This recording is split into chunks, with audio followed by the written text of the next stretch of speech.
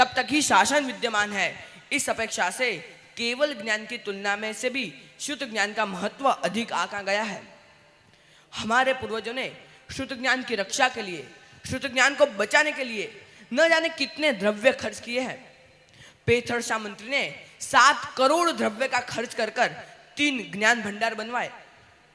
कुमारपाल महाराजा, उन्होंने व्याकरण का अध्ययन करवाया और सिद्धहेम शब्दानुशासन हेमचंद्राचार्य महाराज ने बनाया और सिद्धराज जैसी वो पुस्तक को हाथी की पीठ पर बिठा के समस्त नगर में घुमाया।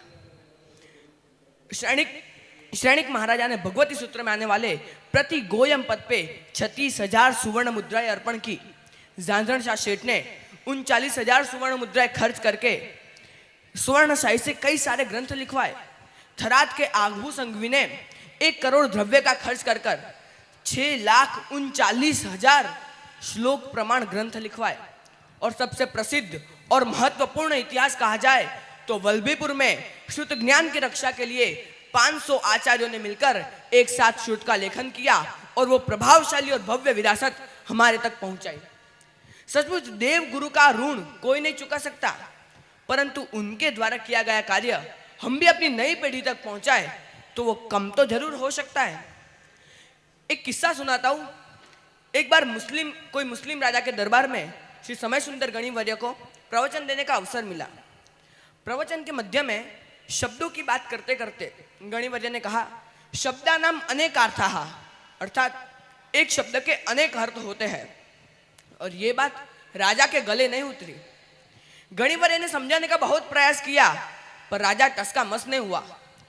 राजा वो मानने के लिए तैयार नहीं था कि एक शब्द अनेक अर्थ में कैसे प्रयुक्त हो सकते हैं। फिर गणिवर्य ने कहा कि मुझे थोड़ा समय दीजिए, मैं आपके सामने यह बात सब प्रमाण सिद्ध करके दूंगा। और थोड़े दिनों के बाद गणिवर्य ने एक वाक्य लिया। क्या वाक्य लिया? राजा नो ददते सौख्यम। बस इन 8 अक्षर पे समय सुंदर गणिवर्य ने 8 लाख अर्थ बताए और वो ग्रंथ आज भी प्राय अष्टलक्षी नाम से प्रसिद्ध है। नमो लोए सव्व साहुणम का सव्व पद लेके देवरत्न सूरी ने 39 अर्थ बताए। तो सोचिए कैसा गौरवान्वित है हमारा अनेकार्थ श्रुत। सबसे महत्वपूर्ण बात यह कि हमारे महापुरुष सिर्फ श्रुत की रचना करते थे कि सिर्फ श्रुत की रक्षा करते थे, ऐसा भी नहीं है। वो रुचिपूर्वक उसकी उपासना भी करते थे। कुमारपाल महाराजा ने 72 वर्ष की उम्र में व्याकरण पढ़ने का शुरू किया। पेथर शाह मंत्री नित्य क्रम में जब राजमहल जाते थे तब हाथी की पीठ पर बैठ के उपदेशमाला आदि ग्रंथों का अध्ययन करते थे और एक नाण कंठस्थ करते थे। आज इतनी व्यस्तता के बीच भी उन महापुरुषों को अध्ययन करने का, शुद्ध उपासना करने का समय मिल जाता था और आज किसी जैन धर्म के शुश्रावक को यह समय नहीं मिलता है। कुमारपाल महाराजा नित्य क्रम में हर रोज सुबह उठकर योग शास्त्र और वितराग सूत्र का अध्ययन करते थे। पेथर शाह मंत्री जो हर महीने कोई भी प्रतिक्रम में अशुद्धि प्रविष्ट की गई हो तो उसका गुरु महाराज के पास जाकर शुद्धि करते थे कि हम उनकी तुलना में अधिक जिम्मेदारी वाले हैं। उनको समय मिल जाता था, उनके पास समय ही समय होता था और हमारे पास समय की कुछ मात्रा भी नहीं है। आज के जैन संघ में ऐसा एक श्रावक मिलना भी मुश्किल है जो शुद्धोपासना बड़ी दिल पूर्वक करता हो। वर्तमान परिप्रेक्ष्य में शुद्ध ज्ञान की रक्षा के लिए 2 मार्ग गिने जा सकते हैं। एक, हजारों साल तक चले ऐसे कागजों में शुद्ध ज्ञान का लेखन करना और मन्न जीर्णाणम में आने वाले पुत्थय लीणम पद को सार्थक करना। और दूसरी बात, इस शुद्ध ज्ञान को सिर्फ पुस्तक में सीमित मत रखो, उसको अपनी नई पीढ़ी तक पहुंचाओ और वो जीवन लक्ष्य और आत्मलक्ष्य बने, ऐसा प्रयास करो। और ऐसा विकल्प, ऐसा प्रकल्प सिर्फ गुरुकुल शिक्षा या फिर गुरुकुल वास में ही हो सकता है। तो मेरी आपसे नम्र विनंती है कि हम सब चाहते हैं कि इस देश का प्रत्येक नागरिक प्रामाणिक, नीतिमान, सदाचारी, राष्ट्रभक्त, धार्मिक, मातृपितृभक्त, संस्कारी बने। फिर से भारत सुखी एवं समृद्ध हो। हमारा जैन शासन की ये विरासत, भव्य विरासत, उसकी बुनियाद फिर से जड़ मूल से पक्की हो। तो हमको भी प्रभु आदिनाथ द्वारा दर्शित 64-72 कला का ज्ञान संप्राप्त करके हमारी नई पीढ़ी को गुरुकुल शिक्षा में या फिर गुरुकुल वास में साधु भगवंतों के साथ पढ़ाकर इसी अवस्था में शुद्ध ज्ञान की उपासना करते हुए मुक्ति पद को प्राप्त करवाए, यही अभ्यर्थना। आगे की ओर बढ़ते हैं। आगे आपके सामने प्रस्तुत करेंगे गणित का कार्यक्रम। प्रभु आदिनाथ भगवान ने जब शासन की स्थापना की, उसके पहले 64-72 कला समग्र नगरजनों को सिखाई। उसमें ब्राह्मी और सुंदरी, उनकी जो 2 लड़कियां थी, ब्राह्मी को लिपि कला सिखाई और सुंदरी को गणित कला सिखाई। वो गणित की परंपरा धीरे धीरे नष्ट होते होते हमारे पास भी कुछ बची हुई आई है। वो गणित की पद्धतियाँ आज यंत्रवाद के ज़माने में हम सब भूल गए हैं। फिर भी गणित कितना फास्ट हो सकता है, हमारा मगज, हमारा दिमाग कितना फास्ट यंत्र की अपेक्षा चल सकता है, उसका थोड़ा सा डेमो आपके सामने प्रस्तुत करते हैं कार्यक्रम गणित। वैदिक गणित यानी स्कूल पद्धति से कम समय में कम प्रक्रिया द्वारा होता हुआ जो गणित है वो वैदिक गणित है। वो वैदिक गणित के ऊपर आदि भास्कराचार्य जी ने लीलावती ग्रंथ की रचना की और उसके ऊपर आदि शंकराचार्य जी ने 16 सूत्र और 17 उपसूत्र की रचना की। इसके ऊपर से यहाँ सारे विद्यार्थी अभ्यास करते हैं। वैदिक गणित में वैसे 3 मेथड है। फिंगरिंग मेथड यानी अंक गणित, उंगलियों से जो पद्धति होती है, उंगलियों से जो कैलकुलेशन होता है उसको फिंगरिंग मेथड कहता है। फिर दूसरी है अबेकस मेथड, यानी पार्टी के नीचे जो बीट्स आते थे, आपने देखे होंगे ऐसे बीट्स आते थे पार्टी के नीचे, वही बीट्स को चाइना में ले जाकर उन लोगों ने अबेकस के नाम से मॉडिफाई किया, लेकिन ये हमारा प्राचीन इंस्ट्रूमेंट है। फिर तीसरी पद्धति आती है वो विजुअलाइजेशन मेथड, यानी यही अबेकस को माइंड में सेट करके जो प्रक्रिया की जाती है उसे विजुअलाइजेशन कहते हैं, यानी धारणा शक्ति पद्धति। ठीक है, तो हम यहाँ पे डेमोन्स्ट्रेशन देखते हैं तीनों मेथड का। उससे पहले मैं आपको एक बताना चाहता हूँ, ये जो विधान नाम का लड़का है उसने आज से 1.5 साल पहले गुरुकुल में प्रवेश किया था और आने के तुरंत 6 महीने के बाद यूसी मैथ्स, अलोहा वगैरह वगैरह संस्था का अलग अलग इंटरनेशनल कंपटीशन वगैरह होता है, उसमें ये विद्यार्थी ने नेशनल लेवल में 2800 विद्यार्थियों के बीच में प्रथम क्रमांक प्राप्त किया है।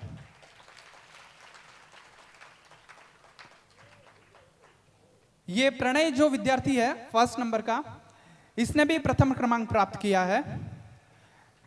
ध्रुव ने भी प्रथम क्रमांक प्राप्त किया है और वत्सल ने भी प्रथम क्रमांक प्राप्त किया है। ये चारों जो विद्यार्थी है उन लोगों ने नेशनल लेवल में प्रथम क्रमांक प्राप्त किया है वैदिक गणित में। ठीक है, तो उनका थोड़ा डेमोन्स्ट्रेशन देखेंगे। पहले फिंगरिंग का मैं आपको डेमोन्स्ट्रेशन दिखा रहा हूं, जिसमें एडिशन और सब्ट्रैक्शन रहेगा। आप लोग अगर मोबाइल में कैलकुलेट करना चाहे तो कर सकते हैं। जहां पे एडिशन होगा वहां पे प्लस नहीं बोलूंगा, सब्ट्रैक्शन होगा वहां पे माइनस बोलूंगा। ठीक है, 35, 42, 12, 11, -75, 34, 12, 11, 12, -78, 35, 42, 12, that is 105। किसी ने कैलकुलेट किया है? यदि पूछना चाहो तो आप भी कैलकुलेटर में गिन के पूछ सकते हो। यदि आपको ऐसा लगता हो कि ये तो ये भी सम गोग के आया है, वो भी रटा हुआ है, तो आप अपनी तरफ से सम पूछ सकते हो। जितनी स्पीड में चाहो उतनी स्पीड में पूछ सकते हो। 49, -36, 12, 11, 19, 13, 11, -68, 45, 12, 11, -56, 34, 19, 19, that is 95। ठीक है, कैलकुलेट किया था किसी ने? परफेक्ट है। 26, 26 -10, 15, 34, 36, 48, -32, -34, 50, 68, 78, -82, 197। ठीक है, परफेक्ट है। ये तो अब रटा हुआ नहीं हो सकता ना। हमारे पास 2 हाथ है, यानी हम एक में वंस का कैलकुलेशन कर सकते हैं, एक में टेंस का कैलकुलेशन कर सकते हैं। ठीक है, अब उससे आगे हमें कैलकुलेशन करना है 100, 1000, 10,000, लाख, 10 लाख, करोड़, 10 करोड़। उसके लिए हम ये अबेकस का उपयोग करते हैं। ठीक है, तो आप एक थोड़ा अबेकस का भी डेमोन्स्ट्रेशन देख लीजिए। ठीक है, आप कैलकुलेट करना, मैं पूछ रहा हूं। 45,562 11,241, 13,111 minus 61,211, that is 8,703. ठीक है, और एक मैं सम दिखा दे रहा हूं, अगर उसके बाद आप पूछना चाहे तो पूछ सकते हैं। 69,241, 31,211, 15,111 minus 13,211, that is 1,02,352. परफेक्ट है। अब कोई पूछना चाहेगा इस ऐसे सम? उसके बाद अब थोड़ा विजुअलाइजेशन देख लेते हैं। जब कभी भी हम कहीं पे बाहर गए हो, कहीं ऐसा प्रोग्राम है, तब हमारे पास हमेशा ये साथ में नहीं रहता ये टूल्स, तब हमें यही टूल्स को माइंड में सेट करके प्रक्रिया करनी है, यानी धारणा शक्ति पद्धति, विजुअलाइजेशन कहते हैं इसको। तो ये विजुअलाइज मैं आपको दिखा रहा हूं। 52, 12, 11 minus 65, 34, 55 minus 88, 12, 13, 11 minus 34, that is 12। आप लोगों ने चेक किया? अब आप लोगों ने एडिशन और सब्ट्रैक्शन देगा, आगे मल्टीप्लिकेशन, स्क्वायर, स्क्वायर रूट सब है। आप आज मैं थोड़ा मल्टीप्लिकेशन दिखा दे रहा हूं आपको। 2/1 मल्टीप्लिकेशन, ठीक है, जिसको पहाड़ा बोलते हैं ना, पहाड़ा में बीच में से कोई पूछना है आपको, लाइक मैं पूछ के दिखाता हूं एक। 78 into 4, 312, ठीक है, ये तो आप कैलकुलेटर में चेक कर सकते हैं, तुरंत जवाब आ जाएगा इसका। 95 into 5, 475, 475, ठीक है, आप भी ऐसा कोई पूछ सकता है। अब हमारी कोई भी प्रक्रिया, कोई भी जैन धर्म के अनुष्ठान होते हैं, प्रतिक्रमण इत्यादि होते हैं, पूजन इत्यादि होते हैं, तो उसमें हमारे सूत्रों का उपयोग होता है, सूत्रों का यूज होता है। तो वो सूत्र कैसे बोलने चाहिए, वो सूत्र के उच्चारण स्पष्ट कैसे रूप में आने चाहिए, सूत्र एक श्लोकबद्ध, एक छंदबद्ध होते हैं, तो उसकी भी गाने की एक प्रक्रिया है। महर्षि स्वामी भगवान ने जब स्थापना की, तब गणधर भगवंतों को त्रिपदी दी। वो त्रिपदी के आधार पे 11 गणधर भगवंतों ने अपने अपने श्रुत की रचना की। हमारे पास सुधर्मा स्वामी जी के सूत्र पहुंचे हमारी पाठ परंपरा में, तो वो सूत्र गद्य और पद्य 2 विभाग में है। गद्य विभाग जो है वो सिर्फ बोलने का, स्पष्ट उच्चारण पूर्वक बोलने का होता है, एक भी अक्षर कम ना बोला जाए, ज्यादा ना बोला जाए, उसका ध्यान रखना होता है। और पद्य सूत्र जो है वो गाने के होते हैं, वो कैसे बोले जाते हैं वो थोड़े से सूत्र आपके सामने प्रस्तुत कर रहे हैं, धार्मिक सूत्र। अनुष्टुप छंद में नवकार मंत्र से। नमो अरिहंताणं, नमो सिद्धाणं, नमो आयर्याणं,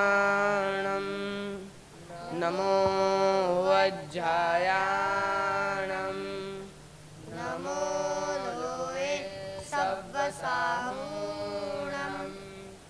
ऐसो व्यञ्जनमुकारो सव्वपावपणासनो, मंगलाणं च सव्वेसिं पडमं हवै मंगलम्, सकलार्हत् प्रतिष्ठानमधिष्ठानं शिवश्रियः, भूर्भुवः स्वस्त्र ईशानमार्हन्त्यं प्रणिदद्महे, यस्या क्षेत्रं समाश्रित्य साधुभिः साध्यते क्रिया, सा क्षेत्र देवता नित्यं भूयान्नः सुखदायिनी।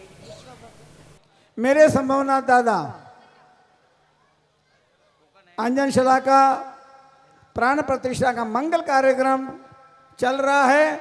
उस संदर्भ के अंदर हमारे परमात्मा की प्रतिष्ठा सुंदर रूप से हो, मंगल रूप से हो, सभी के जीवन के अंदर अभ्युदय हो, इस मंगल भावना से पुस्तक का विमोचन करें। और हमारे संघ के अध्यक्ष श्रीमान मोहनलाल जी से मैं निवेदन करूंगा कि वो उसका विमोचन करके एक प्रति गुरु भगवंत को अर्पित करें।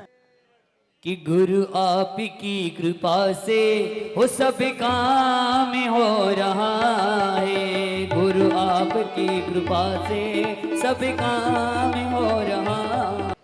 3989979 into 5899799।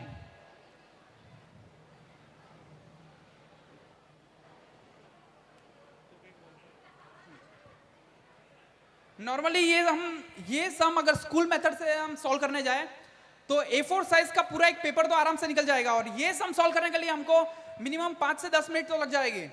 और इसमें रफ कैलकुलेशन, कैरी कैलकुलेशन इतना बढ़ जाएगा कि हम लोग रफ कैलकुलेशन और कैरी कैलकुलेशन को याद रखने जाएंगे तब तक आंसर निकल जाएगा। इसकी वजह ये पूरा एक ही लाइन में आंसर लिख रहा है, कोई रफ कैलकुलेशन और कोई कैरी कैलकुलेशन कर नहीं रहा है।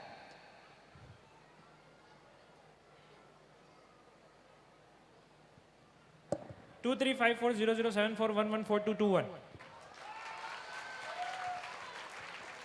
अगर आप में से ऐसा कोई सम पूछना चाहेगा तो पूछ सकता है। 3982161 into 4568923 18194186982 698385 yeah.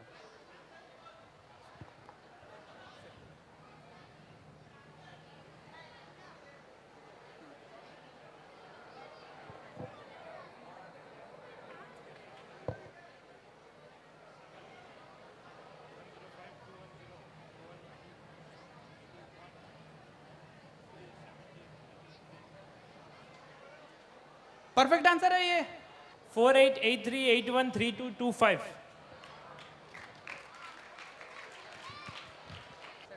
8 अगस्त 1972 मंगलवार।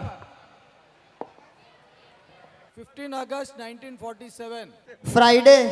देखिएगा, अंतर्राष्ट्रीय ख्याति प्राप्त साबरमती में गुरुकुलम आश्रम और हेमचंद्राचार्य द्वारा संस्कृत ये पाठशाला है, और पाठशाला के ये बच्चे आपके समक्ष जब अपना प्रस्तुतिकरण दिया तो आप भी हैरत अंगेज रह गए कि ये क्या हो रहा है। जहां आपका कैलकुलेटर फेल हो जाता है वहां से इनकी गणित शुरू होती है। ये थी भारतीय संस्कृति और भारतीय शिक्षा। आगमों के नाम, हर धर्म का एक धर्म ग्रंथ होता है। ये नाम आपको इधर से ये बच्चे बताएंगे। आचारां सूयगणां ठाणां समवायं भगवती सूत्र ज्ञाता धर्म कथा उपासक दशा अंतगण दशा अनुत्तरोपपातिक प्रश्न व्याकरण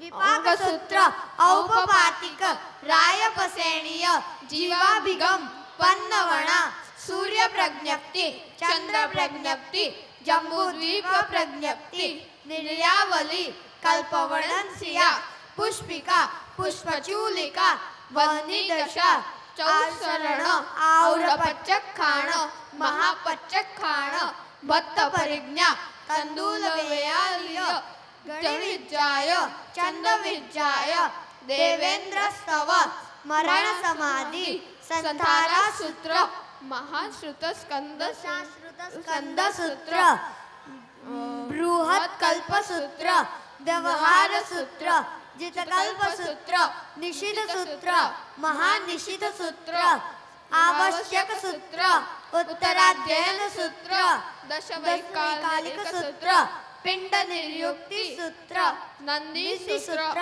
अनुयोग द्वार सूत्र। बराबर है। आप कहोगे तो उल्टे भी बोलेंगे, सुनना है उल्टा? तो कोई भी नंबर आप बोलिए, वो नंबर पे कौन सा है वो ये आपको बताएंगे। 31 देवेंद्र स्तव। बराबर है।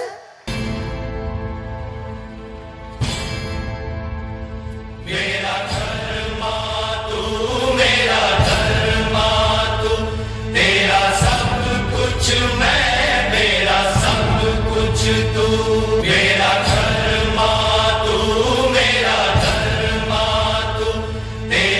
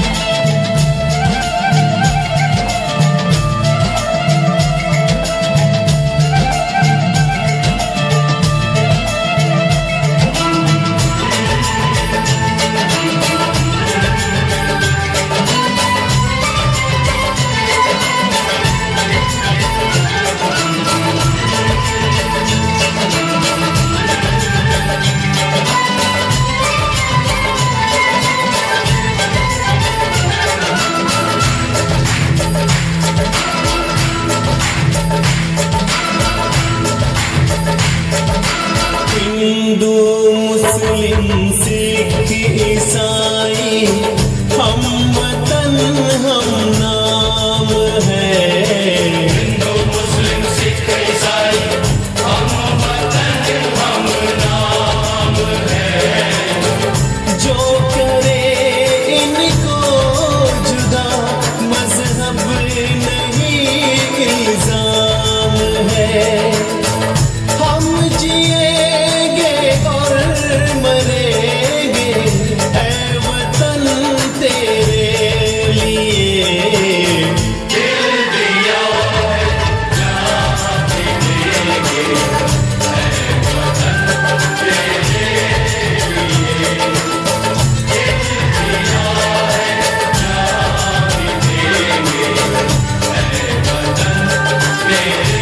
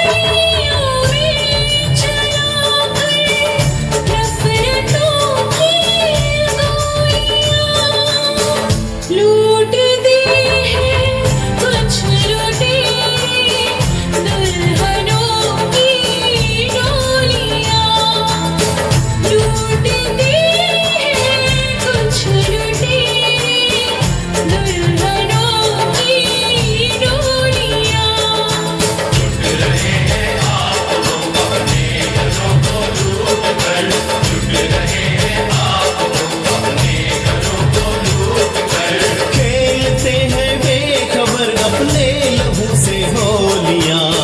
हम जिएंगे और मरेंगे ऐ वतन तेरे लिए। दिल दिया है जान भी देंगे ऐ वतन तेरे लिए।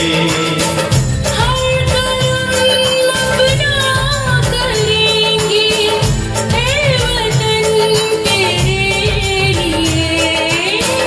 दिल दिया है जान भी देंगे ऐ वतन तेरे लिए। हर कदम अपना करेंगे ऐ वतन तेरे लिए। दिल दिया है जान भी देंगे ऐ वतन तेरे लिए।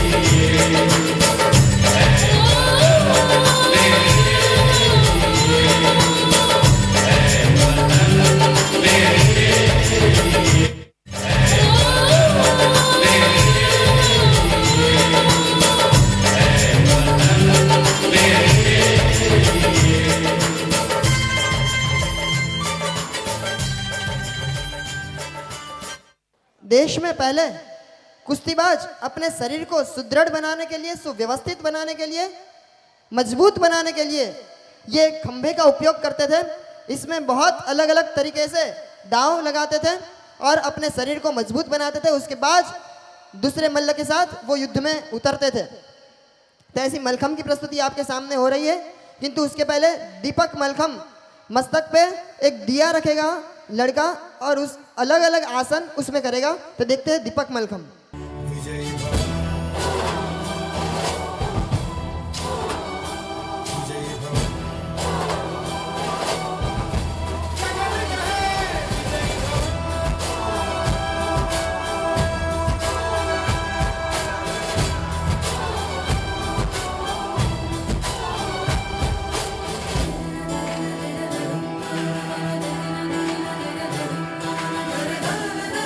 भोली सी तेरी बांसुरी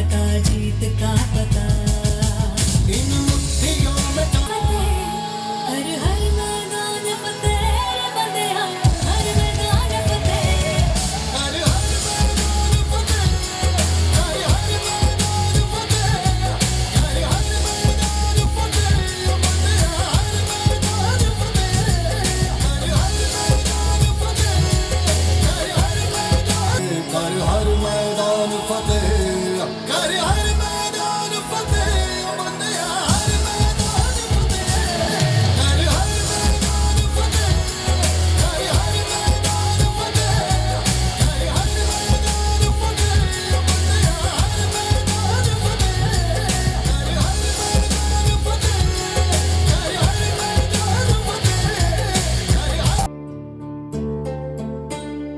क्या कभी अंबर से सूर्य बिछड़ता है, क्या कभी बिन बाती दीपक जलता है, क्या कभी अंबर से सूर्य बिछड़ता है, क्या कभी हमारा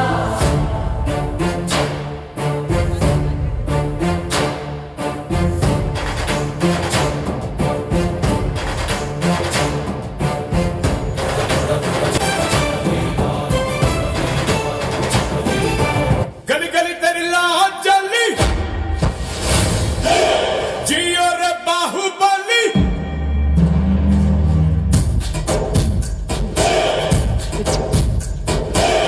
गली गली तेरी लाहौर वैसा जैसे पर्वत जलसा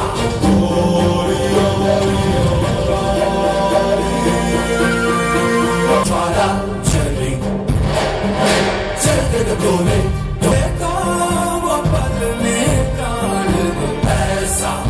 ऐसा जैसे पर्वत सबसे आगे होंगे हिंदुस्तान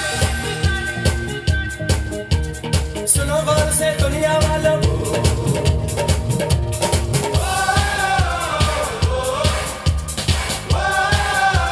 उम्र है जोश है और जान है नाच के नाम के देश तो अपनी शान है हमने कहा है जो तुम भी कहो जिंदगी अपनी बारी हमने कहा है जो तुम भी कहो सुनो गौर से दुनिया वालों को रूपे की मशाल जरियन का जमाल मोतियन की माला आज उसे बाजू से निगाह रखो हेलो हेलो हेलो मंत्री सर खबर दी। आजकल राज्य की व्यवस्था किस प्रकार से चल रही है? सब कुछ ठीक तो है ना? कहीं पर कोई शिकायत तो नहीं है ना? महाराज, आपकी असीम कृपा से सब कुछ ठीक चल रहा है। कहीं पर भी कोई शिकायत नहीं। और आपकी तेजस्वी प्रतिभा को देखकर दुश्मन राजा तो मन ही मन डर ही गए हैं। महाराजा धीराज राजद्वार पर सेठ धर्मदास और धनदास उपस्थित हुए हैं। वे आपकी समक्ष न्याय मांगने के लिए आए हैं। अगर आपकी आज्ञा हो तो तुम जाओ, सेठ धर्मदास और धनदास दोनों को न्याय के लिए राज दरबार में उपस्थित करो। हमारे राजा प्रजा के न्याय के लिए हमेशा तत्पर है। जी महाराज, जैसी आपकी आज्ञा। प्रणाम महाराज, प्रणाम। आपके पावन चरणों में सेठ धनदास का कोटि कोटि प्रणाम। और सेठ धर्मदास की ओर से भी प्रणाम महाराज। कहिए, कैसे आना हुआ? क्या कोई शिकायत लेके आए हो? जी महाराज, आज से लगभग 1.5 महीने पहले मैंने सेठ धर्मदास को 1 महीने के अंदर 10 लाख रुपए उधार पर दिए थे। और उस समय हमने समझौता किया था कि यदि सेठ धर्मदास वह रकम 1 महीने के अंदर लौटा देंगे तो मैं उस पे सूद नहीं लूंगा महाराज। पर अगर सेठ धर्मदास ने वह रकम नहीं लौटाई तो क्या लोगे? तो मैं वह सूद नहीं बल्कि उनके कले का 1.25 सेर मांस ले लूंगा महाराज। मांस? कलेजे का 1.25 सेर मांस? जी महाराज। और आज उसकी मियाद खत्म हो चुकी है और सेठ समझौते से मुकर कर मांस देने का इनकार कर रहे हैं महाराज। इसलिए मैं आपके समक्ष न्याय मांगने के लिए आया हूँ महाराज। समस्या तो बहुत जटिल है। धर्मदास सेठ, आप कुछ कहना चाहते हो? जी महाराज, 1.5 महीने पहले मैं एक आर्थिक संकट में फंस गया था। उस समय शेठ धनदास ने मेरी आर्थिक मदद की। मैं उनका यह उपकार उम्र भर नहीं भूल सकता। उनकी मदद से मेरी सारी विपत्तियां दूर हो गई। अब मेरा आर्थिक संकट भी दूर हो गया है। लेकिन महाराज, थोड़े समय पहले एक भयंकर बीमारी ने मुझे घेर लिया और मैं बिस्तर से खड़ा नहीं हो पाया। परिस्थितिवश इनके कर्ज लौटाने में देरी हो गई। इनका कर्ज नहीं लौटाने का मेरा कोई इरादा नहीं था महाराज। इनका कर्ज तो मैं दूध से धोकर भी लौटाना चाहता हूँ। मैं 10 लाख रुपए के स्थान पर 20 लाख रुपए देने के लिए चाहता हूँ महाराज। लेकिन मेरे कलेजे का 1.25 शेर मांस कैसे दे सकता हूँ महाराज? अब आप ही दया कीजिए। धनदास सेठ, अब इस प्रकार धर्मदास सेठ की जान ले लो, वो कहाँ तक उचित है? आपको जितना धन चाहिए उतना। नहीं महाराज, नहीं, मुझे धन नहीं चाहिए। मेरी तो बस एक ही ख्वाहिश है कि आप ये समझौते का पालन करवा दो। बात खत्म। जय जिनेंद्र। मंत्रीगण, धर्मदास सेठ अपने नगर के सम्मानीय व्यक्ति है, इसीलिए उनकी जान भी बच जाए और धनदास सेठ के समझौते का पालन भी है। ऐसा कोई उपाय सोचिए। हाँ कपटी मंत्री सर, इस समझौते का समाधान आप ही कीजिए। जी महाराज, आपकी आज्ञा मेरे सर आंखों पर है। धनदास सेठ, आपको जितनी रकम चाहिए उतनी मैं दिलवा सकता हूँ, लेकिन धर्मदास सेठ को इस समझौते से मुक्त कर दीजिए। नहीं मंत्रीश्वर, नहीं, मुझे धन की आवश्यकता ही नहीं है। मेरी तो बस एक ही इच्छा है कि आप समझौते का पालन करवाइए और वो कलेजे का मांस दिलवाइए। बात खत्म। जय जिनेंद्र। धनदास सेठ, मैं आपके समझौते का पूरा पालन करवाऊंगा, लेकिन पीछे से आपको ही पछताना होगा। पछताऊंगा, पछताऊंगा, जी भर के पछताऊंगा।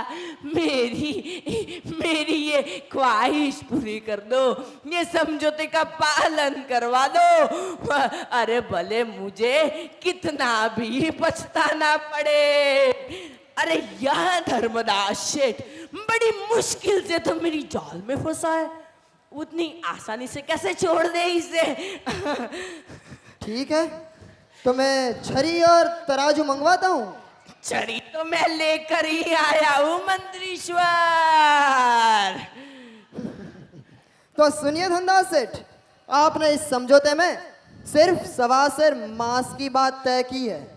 सिर्फ 1.25 शेर मांस, केवल 1.25 शेर मांस। तो निकालिए धर्मदास सेठ के कलेजे से 1.25 शेर मांस, लेकिन सबूर, मांस निकालते वक्त खून की एक बूंद भी गिरनी चाहिए नहीं। यदि खून की एक बूंद भी गिरी तो आपको फांसी पे लटका दिया जाएगा। मांस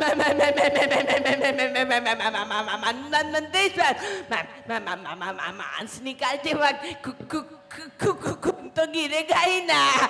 वो मैं कुछ नहीं जानता। आपके समझौते के मुताबिक आपको मांस लेने का अधिकार है, खून लेने का नहीं। तो कीजिए आप अपने समझौते का अक्षरशः पालन। तो मुझे मांस नहीं चाहिए, मुझे मांस नहीं चाहिए। आप मुझे वो रकम लौटा दो। बात खत्म। धनदास, अब यह नहीं हो सकता। आपको आपके समझौते का पालन तो करना ही होगा। हाँ। ओह ओह ओह, धंधा सेठ की धोती ढीली हो गई।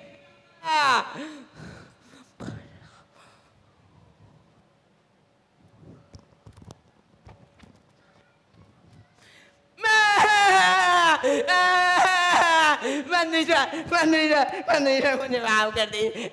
मंत्री मुझे माफ कर दी और आपसे गलती दोबारा कभी नहीं होगी। मंत्री माफ कर दीजिए, दोबारा ऐसी कभी गलती नहीं होगी। चलो मैं निकलता हूँ। धनदास सेठ, अब यह नहीं हो सकता। धर्मदास सेठ की बुरी हालत का लाभ उठाकर आप शैतान की तरह निष्ठुर हो गए थे और उनके प्राण लेने को तैयार हो गए थे। यह आपका सामान्य अपराध नहीं है। मैं बोल रहा हूँ, अब ऐसी गलती दोबारा कभी नहीं होगी।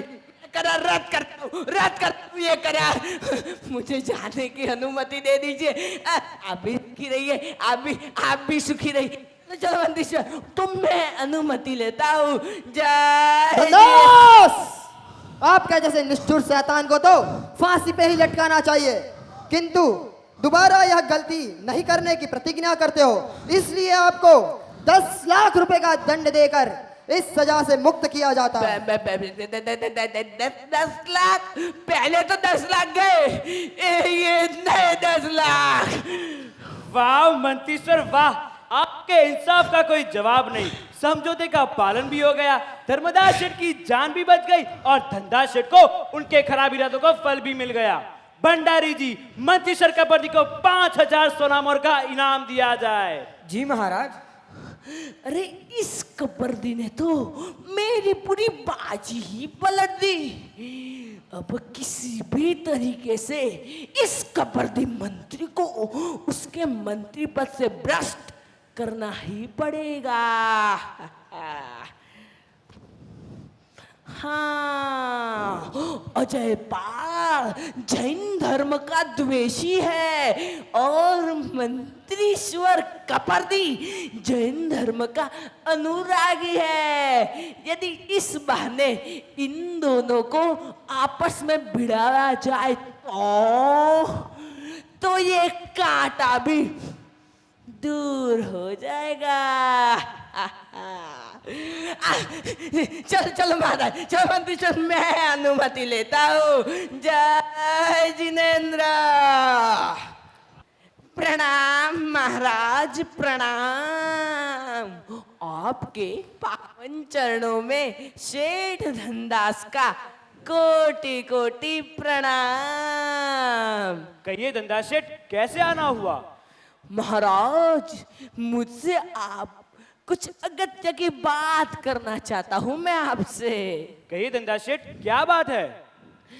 बात कुछ ऐसी है कि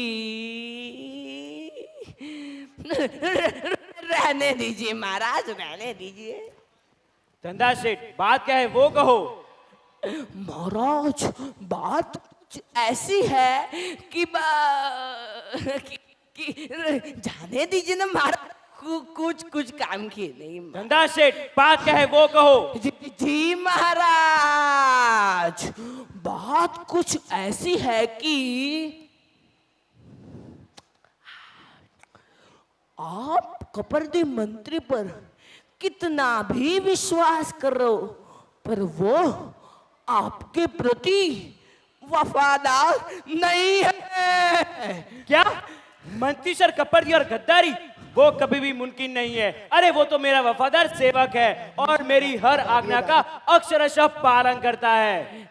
कहा था ना महाराज, कहा था। आप मेरी बात पे विश्वास ही नहीं करेंगे। अरे कपर्दी मंत्री को आपकी आज्ञा से ज्यादा इस प्रभु वीर की आज्ञा पे, जिन शासन की आज्ञा पे ज्यादा विश्वास है। और अगर आप तसल्ली करना चाहते हो महाराज, एक बार उस कपर्दी को अपने कपाल पे से तिलक मिटा देने की आज्ञा दे दो। यदि वे आपके प्रति वफादार होंगे तो तिलक मिटा देंगे, और अगर वे आपके प्रति वफादार नहीं होंगे तो तिलक नहीं मिटाएंगे। फिर तो आप कुछ समझदारी हो ना महाराज। बस ये तो क्या, अब मैं आपका थोड़ा शुभ चिंतक बनने जाता हूँ ना महाराज। ऐसे छोटे मुंह से बड़ी बात हो गई हो तो माफ करना महाराज। चलो तब मैं अनुमति आ गए जैन धर्म के सच्चे श्रावक। तिलक सज रहा है, तिलक सज रहा है। चलो महाराज मैं निकलता हूँ। जय जिनेंद्र। महाराज की जय हो, विजय हो। आप कुछ चिंतातुर दिखाई दे रहे हो। क्या कोई दुश्मन राजा का हमारे राज्य पर हमला होने वाला है? किसी राजा ने आपकी आज्ञा का उल्लंघन किया है? अरे आप तो पराक्रमी राजा है। राजन सुनिए, आफत आए तब आफत की ना हो असर, दुख के पहाड़ टूट पड़े पर दृढ़ता में ना आए कमी। ऐसे सुरवीर पराक्रमी की ही जगत में जीत होती है। मंत्री सर गब्बर जी, आपकी समझदारी और अक्ल पर मुझे बड़ा ही गर्व है, लेकिन आप जो मेरे राज दरबार में तिलक करके आते हो वो मुझे पसंद नहीं है, इसीलिए इस तिलक को मिटा दीजिए। तिलक मिटा दूं महाराज? ये तिलक कोई मामूली तिलक नहीं, जिनेश्वर प्रभु की आज्ञा को मैंने सिरोधार्य किया है, इसी का प्रतीक है महाराज। और यह तिलक राज्य की व्यवस्था में कहीं पर भी बाधक नहीं, तो तिलक को क्यों मिटाना चाहिए? कुछ भी हो, मेरी आज्ञा है, इसीलिए इस तिलक को मिटा दो। महाराज, हमेशा क्रोध में कहे गए शब्द सभी सच्चे नहीं होते, और आप जैसे ज्ञानी और विद्वान महाराज जैन धर्म के प्रति अनिच्छनीय बात कहे, वह मेरा मन मानने को तैयार नहीं। अरे आपके क्रोध को और मेरे तिलक को भला क्या संबंध? मेरा निर्णय आपके मन का गुलाम नहीं है। आपका मन यह निर्णय माने या ना माने, आज के बाद आप राज दरबार में तिलक करके आए हो तो निश्चित उसका बहुत बुरा अंजाम आपको भुगतना ही होगा। महाराज, यह तिलक सिर्फ मेरा ही नहीं बल्कि समस्त जैन धर्मियों का प्राण है। कोई भी सच्चा जैन धर्मी वीर प्रभु का वारिस उसको अपने मस्तक से मिटाने का विचार भी नहीं कर सकता। जरा सोचिए तो सही राजन, तिलक मिटाने का आपका फैसला सिर्फ मेरा ही नहीं किंतु समग्र जैन धर्मियों का अपमान है। ओ, तो आप मुझे जैन धर्म के शावक शाविकाओं के नाम से डरा रहे हो, है ना? अरे आपकी समझावट बारी बातों में तो मुझे गर्वित धमकी ही लग रही है।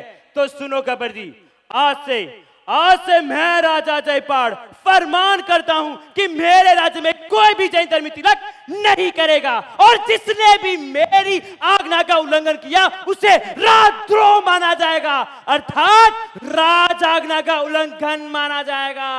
राजन, एक सच्चे श्रावक के लिए राज आज्ञा से बढ़कर जिनाज्ञा होती है। जिनेश्वर प्रभु की आज्ञा का पालन करने के लिए हम हंसते हंसते मौत को गले लगाने को तैयार है। तिलक के मान और जिन शासन के सम्मान के लिए कुत्ते की मौत मरने को तैयार है।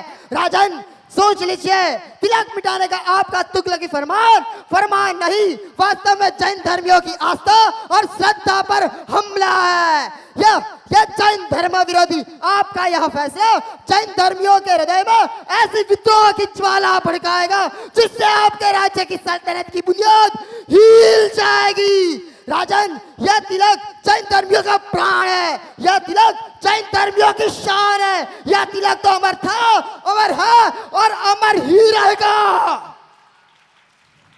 अच्छा, राज आज्ञा से बढ़कर जीन आज्ञा तुम्हारे मन ज्यादा है ना? अरे उसका मतलब तो यह हुआ कि तुम महाराजा जयपाल के वजूद को अर्थात महाराजा जयपाल के अस्तित्व को ललकारने की बात कर रहे हो। अरे मंत्री पद के मत और जीन शासन के जुनून में तुम महाराजा जयपाल के मुकुट का ठोकर मार रहे हो। अरे आज ही तुम्हें एहसास करा दूंगा कि महाराजा जयपाल सर्वोपरि है। इसलिए मेरी आज्ञा है, तुम्हें यह तिलक तो मिटाना ही होगा। राजन, आप यह तिलक मिटाने की बात नहीं कर रहे, जैन धर्म के अस्तित्व को मिटाने की बात कर रहे हैं। यह तिलक सिर्फ तिलक नहीं, जिनेश्वर प्रभु की आज्ञाएं हैं। यह तिलक के साथ जैन धर्मियों की आत्मा जुड़ी हुई है।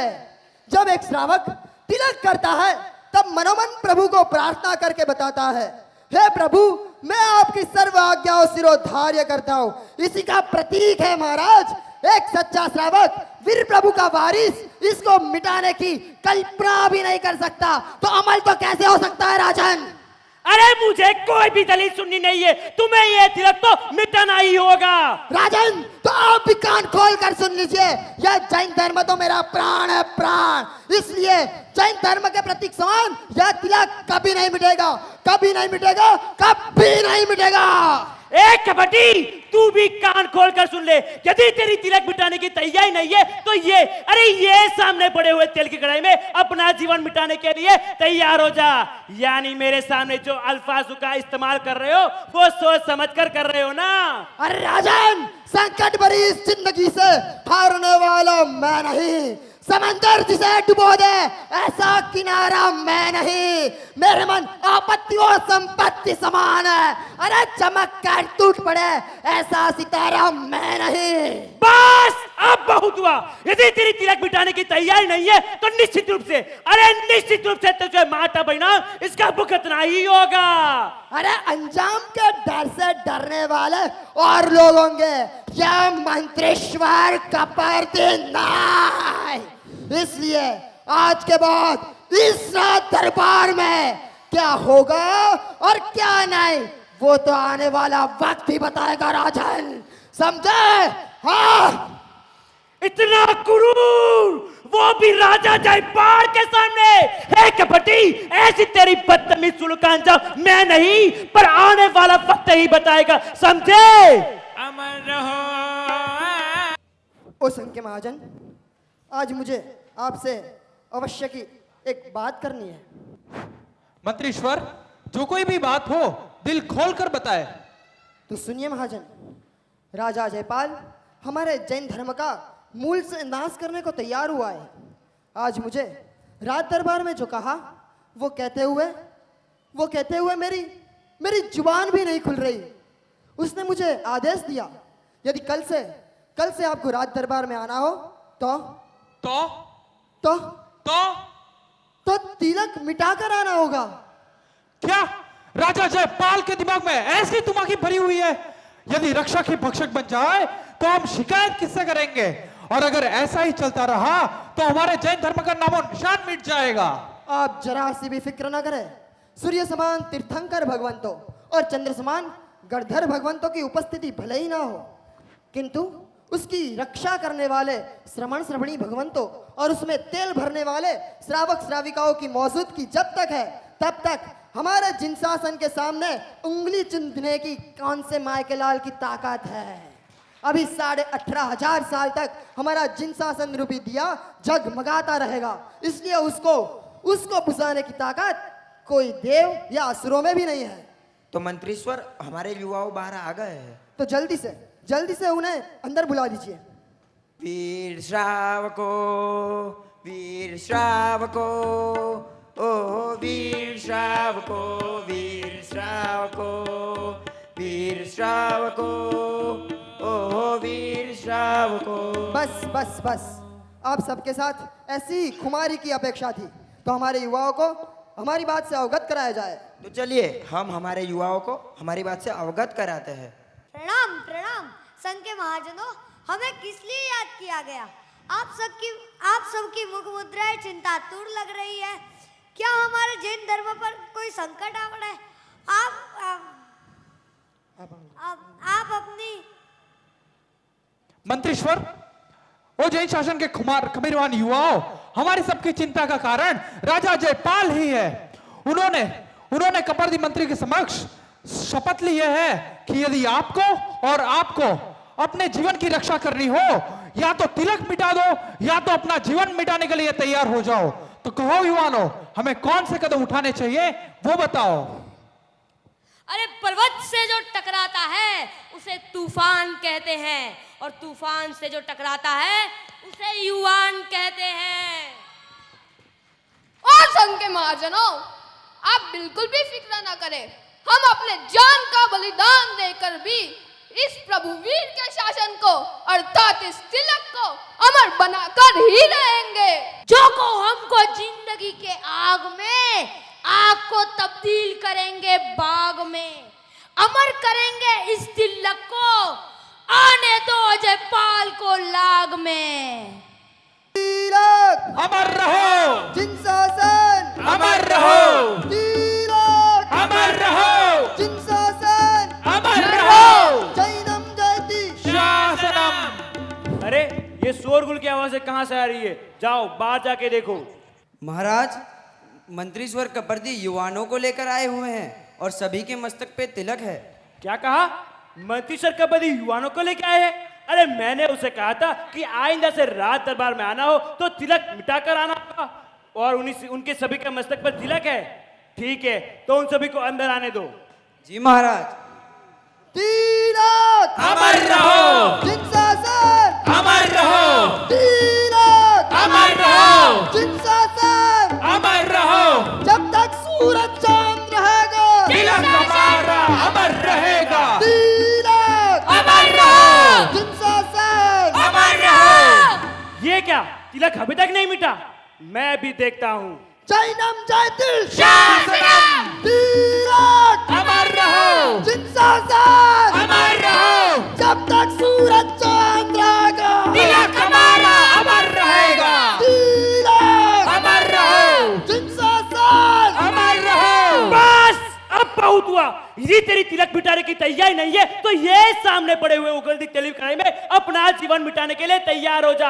अरे जब तेरे ये नवयुवक के प्राण जाएंगे ना, तब तुझे एहसास होगा कि शासन प्रत्येक का प्रेम कैसा होता है। देखता हूँ कौन मेरी आज्ञा का पालन करता है। जाओ कूद पड़ो इस उबलते तेल की कढ़ाई में और मेरी आज्ञा का पालन करो। है राजन, मैं आपकी आज्ञा का नहीं, प्रभु वीर की आज्ञा का पालन करूंगा। जिन शासन के लिए जीऊंगा और जिन शासन के लिए ही मरूंगा। हे आत्मन, आज तक तूने अनंती बार प्राण गंवाए हैं। आज तुझे जिन शासन के लिए मर मिटने का अवसर प्राप्त हुआ है। आज तेरा जीवन धन्य बन गया है। आज तेरा जीवन धन्य बन गया है। तिलक अमर रहो जिन शासन अमर रहो तिलक अमर रहो जिन शासन अमर रहो अमर रहो अमर रहो अमर रहो। बस ओह जैन शासन के रक्षकों, युवकों, अरे ये मेरे पत्थर जैसे हृदय को और मत पिघलाओ। ये दृश्य मैं और नहीं देख सकता, ये चित्कार मैं और नहीं से देख सकता। इसीलिए अरे मैं ये तिलक के सामने कभी भी अवरोधक नहीं बनूंगा, और आज से मैं इस तिलक को अमरता प्रदान करता हूं। बस राजा जयपाल, मात्र इतने युवानों की आहुति देकर आप कांप उठे। अरे जरा महल की बाहर नजर डाल के तो देखो, तब आपको पता चलेगा कि शासन के लिए मर फिटने वाले हजारों युवानों तत्पर है। शासन है जिनकी आत्मा और तिलक है जिनकी शान। वैसे शासन प्रेमी श्रावक ही जैन धर्म की है आन, बान और शान। सही बात है भाई, आपकी बात बिल्कुल सही है। राज्य सत्ता के मद और अहंकार में मैंने धर्म सत्ता को अवगणना करके मैंने घोर पाप किया है। अरे मंत्रीश्वर कपर्दी जैसे बाहुश बुद्धिशाली, अरे धर्म प्रेमी ऐसे मंत्रीश्वर कपर्दी को मैंने गवा दिया।